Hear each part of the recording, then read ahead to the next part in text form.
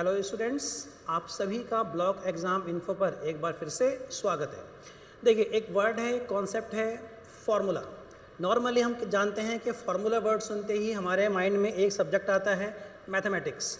कि मैथमेटिक्स जो है वो विदाउट फार्मूला पॉसिबल नहीं है, उसको सॉल्व कर पाना, उसमें नंबर ला पाना वो पॉसिबल नहीं है।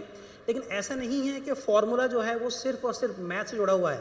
फार्मूला जो है वो एवरी एस्पेक्ट से जुड़ा हुआ है, चाहे वो आपकी लाइफ हो, चाहे वो एकेडमिक हो, चाहे कंपटीशन।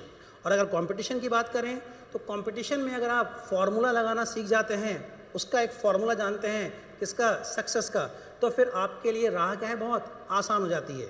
ठीक, एवरी ईयर जो है वो लाखों बच्चे यूपीएससी क्रैक करने का सपना लेकर आते हैं, आईएएस बनना चाहते हैं। तो यहाँ भी समझ लीजिए कि आईएएस बनने का, यूपीएससी क्रैक करने का एक फार्मूला है, और वो फार्मूला है E square O square. Means के ई स्क्वायर एसे और एथिक्स, और ओ स्क्वायर ऑप्शनल के 2 पेपर, यानी आपका ऑप्शनल एसे एथिक्स। अगर कोई स्टूडेंट्स इनको अच्छे समझ लेता है, उसकी अंडरस्टैंडिंग यहाँ अच्छी है, वो इन पे कमांड कर लेता है, तो फिर आपका सिलेक्शन वो आपसे दूर नहीं है। आपको सिलेक्शन तक नहीं जाना, सिलेक्शन आपके पास चलकर आएगा। ठीक है। अब अगर बात करें यूपीएससी में, आईएएस में ऑप्शनल की, तो कोई भी ऑप्शनल जो है वो यूपीएससी में बुरा नहीं है, बड़ा नहीं है, बशर्ते बस आपको उसकी अंडरस्टैंडिंग होनी चाहिए। क्लियर।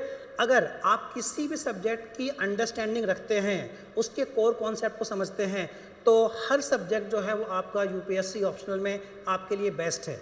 लेकिन हम सभी सब्जेक्ट्स को लेकर आपको जानकारियां देंगे, बताएंगे, लेकिन आज हम जिस ऑप्शनल सब्जेक्ट की बात कर रहे हैं या करने जा रहे हैं वो है आपका सोशियोलॉजी।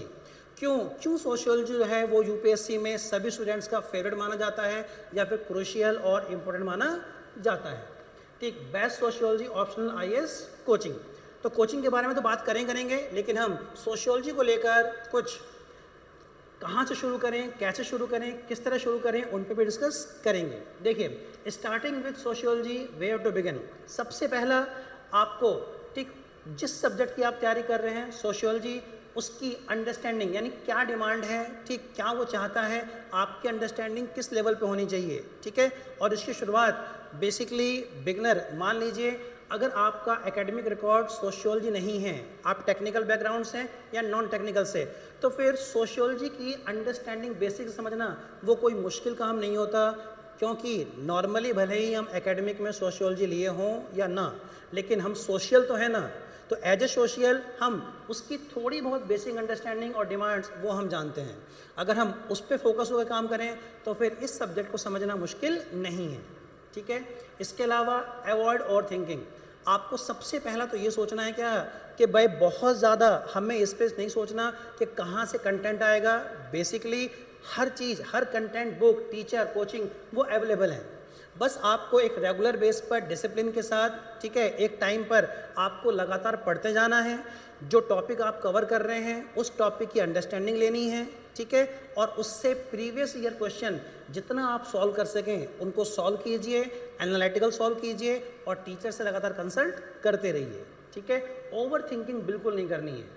इसके अलावा यहाँ जो सिलेबस है बेसिकली उसकी जो अंडरस्टैंडिंग होती है वो ग्रेजुएट लेवल की होती है।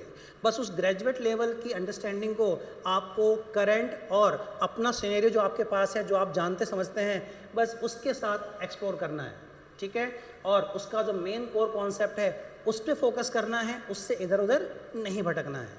ठीक है।